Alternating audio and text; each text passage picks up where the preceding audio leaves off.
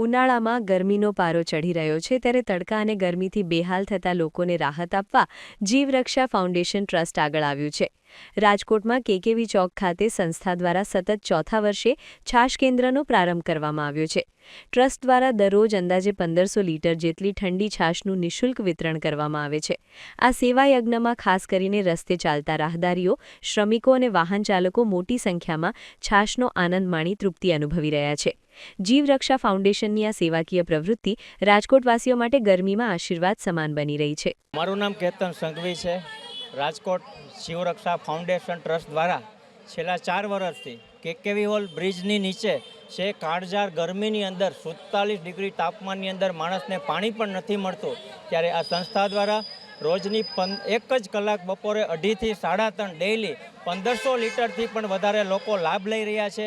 છાશ એટલે કે હાશ કે માણસને એક હાશકારો થઈ જાય। આ છેલ્લા 4 વર્ષથી જ્યાં સુધી ઉનાળો વરસાદ ન આવે ત્યાં સુધી અવિરત કાર્ય અમારી પૂરી ટીમ કે કોઈ પણ સુકૃત કાર્ય આપણે કરીએ તો દાતા પરિવાર અને ટીમ નેટવર્ક વગર નથી થતો। અમારી સાથે જીવરક્ષા ફાઉન્ડેશનની પૂરી team, ladies team, gents team, total 50થી વધારે સક્રિય કાર્યકર કે એક અવાજે અમારા ટાઈમ પહેલાં અહીંયા આવી જાય છે અને 1 કલાકની અંદર ડેઇલી 1500થી વધારે લીટર છાશનું અમે અહીંયા ડેઇલી વિતરણ કરીએ છીએ। સ્વચ્છતા તો જરૂરી છે, કેમ કે આપણે સૌથી પહેલાં તો એ આપણે ધ્યાન રાખવું જોઈએ। અમારું અહીંયા છાશ કેન્દ્ર પૂરું થાય એટલે ભૂલે ચૂકે ભાઈ કોઈ એક ગ્લાસ અહીંયા રોડ ઉપર પડ્યો હોય તો પૂરી ટીમ દ્વારા એક ગ્લાસ લેવામાં પણ આવે છે અને સાથે સાથે અહીંયા અમે એક ડસ્ટબિન પર રાખેલું છે કે છાશ પીને ગ્લાસ એમાં જ નાખવાના।